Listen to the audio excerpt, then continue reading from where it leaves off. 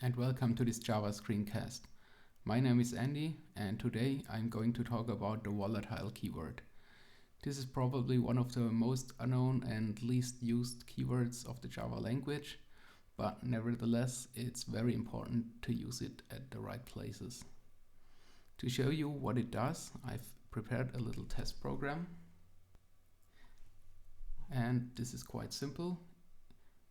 It just spawns a thread in the main method, which waits for the running flag to turn true. This is defined up here and is initially false. It then outputs a message called started and waits for the running flag to turn back false again, and it will output another message after that. In the main thread, we wait for a second, output the starting message, and then set the running flag to true. After that, we wait for another second, output a stopping message, and set the running flag back to stopping again. So the expected behavior of this will be the thread starts, it waits for a second, it'll outpost the starting message, it then should leave this while loop here and output the started message.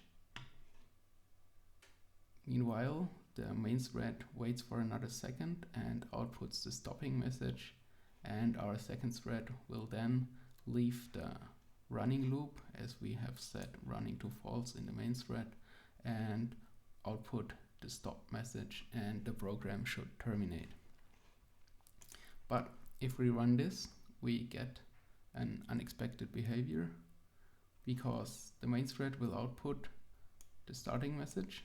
It sets running to true, but this is not picked up by our second thread, and also our stopping message is output and running flag is set back to false, but our inner thread doesn't pick that up as well.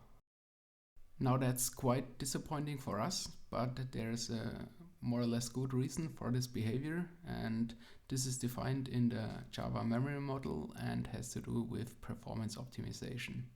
And the idea is that each primitive type, like an int or a boolean or all those lowercase types, may be stored in the L1 cache. And I've drawn a memory cache hierarchy here. So we have 4-core CPU in this case, and maybe our main thread will run on core 1 and our spawned second thread might be running on core 2. Now the running flag is a primitive type, so a copy of it may be stored in the L1 cache. Now the L1 cache is not shared between the cores, so there will be a copy of it for this core in this cache, and there will be another copy of it in this cache for the core 2, and it might be the L1 or L2 cache. And what happens is both threads start, both with running set initially to false, and the core 1 will eventually set it to true, but this change is never copied over to the L1 or L2 cache of core 2. So this will loop in our while loop forever and never see this change.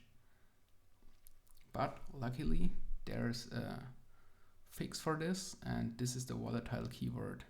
And all this does is it tells a compiler, listen, we want to use this primitive variable in 2 threads in parallel, and it will insert special instructions for the CPU so that each change is at least written back to the L3 cache, which is shared across all cores.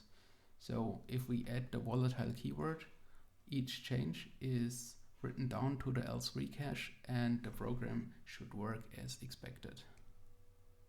So let's insert the keyword and recompile the program and start it again.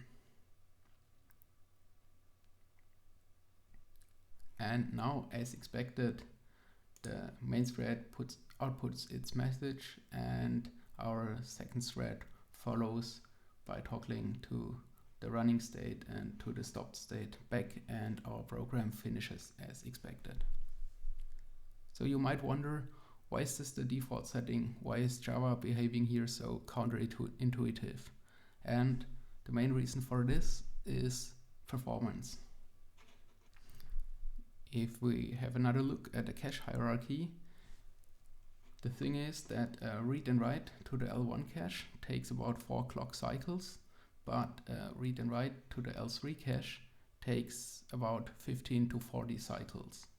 And write back to the main memory takes over 100 cycles, so it's even slower. And to better demonstrate this effect, I've prepared another example program, which is called volatile example 1, and this has 2 variables, a and b, defined up here, and the main method spawns 2 threads. They're almost similar. The only difference is that we have an infinite while loop here, which increments the a variable, and we have another while loop here, which increments the b variable. They both look at the counted variable, and once it has reached 1 million, it will output the time it took to increment the variable to our limit. And the output will be in milliseconds, but it is measured in nanoseconds, as this provides quite a good timing for such measurements. So if we run this,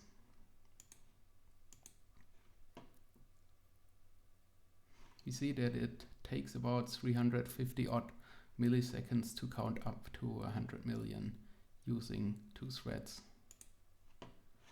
Now if we add the volatile keyword for our a variable,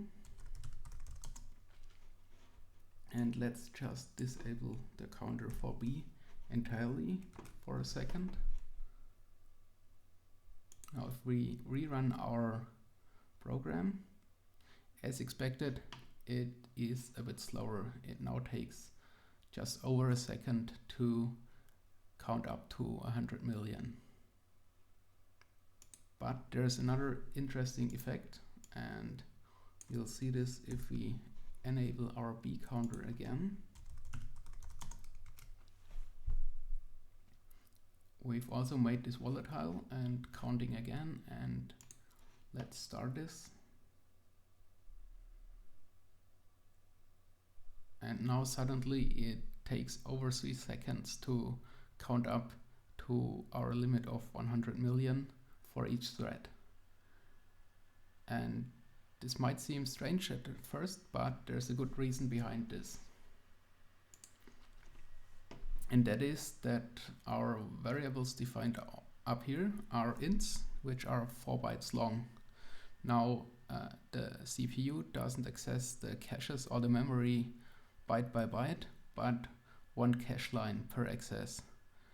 Now if we force the CPU to access the L3 cache, each read and write always blocks the whole cache line, as the CPU needs to ensure that no other CPU accesses the same cache line once it performs an update on it. Now, as 1 cache line, in the case of my CPU, is 64 bytes long, these 2 variables fit into the same cache line, and therefore each core has to wait for the other core to finish its operation, and therefore they both wait on each other a lot, and therefore it takes much longer to count up to our limit. And we can circumvent it with a simple trick. I've just added a bunch of dummy variables which have no function at all, but in summary they are longer than a cache line, and therefore our a and b will now reside on different cache lines and will not block each other on access. And if we now run our program again, we see that now the performance is almost back to what we expected again.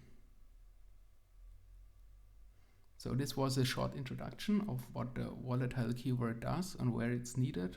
Although it's much better to use the concurrency tools provided by Java. There's a java.concurrent package which provides a lot of good tools for implementing semaphores and logs and atomic ints for counting and all that. And please also note that the trick shown here of padding dummy variables between two used variables is nothing to use in production systems. It is not guaranteed by Java that the layout of the variables is the same as in the class file or in the Java code.